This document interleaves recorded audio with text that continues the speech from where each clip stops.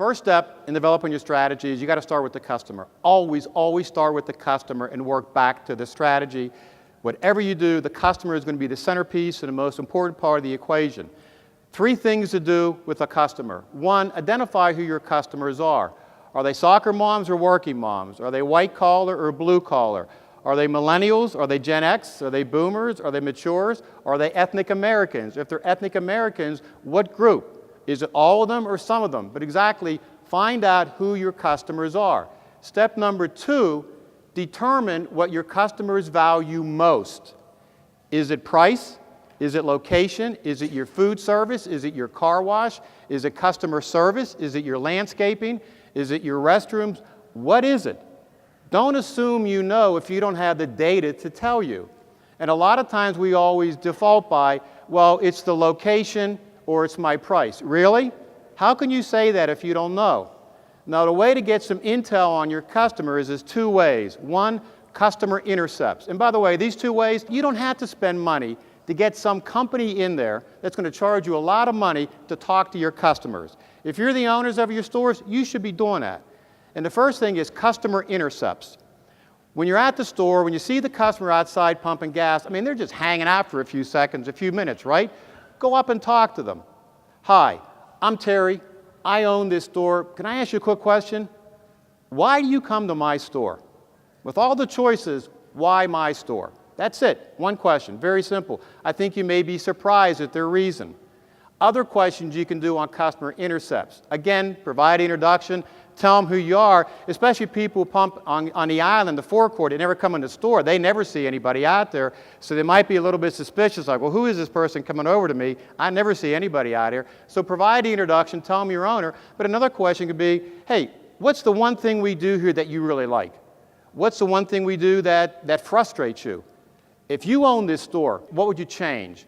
But try to get all that information from your customers.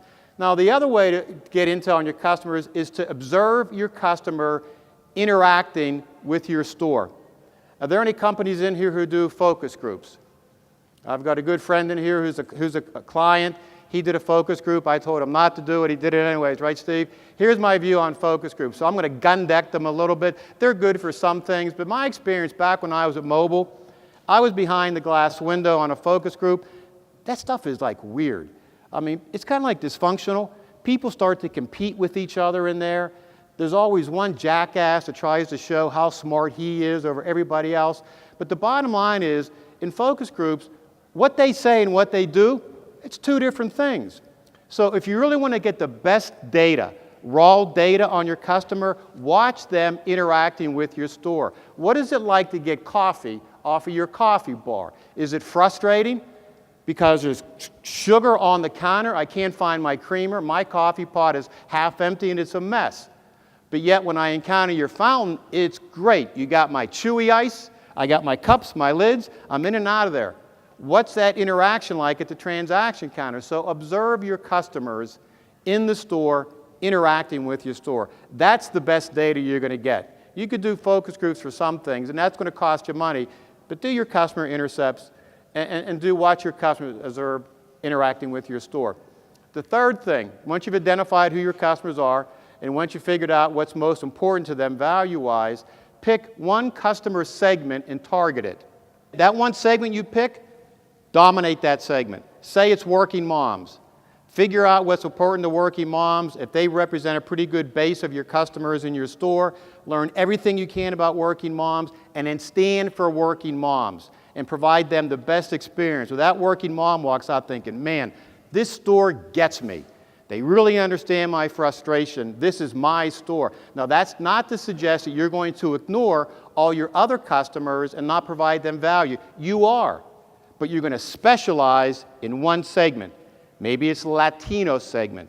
Maybe it's millennials. I don't know, because I don't know your customers. You got to figure that out.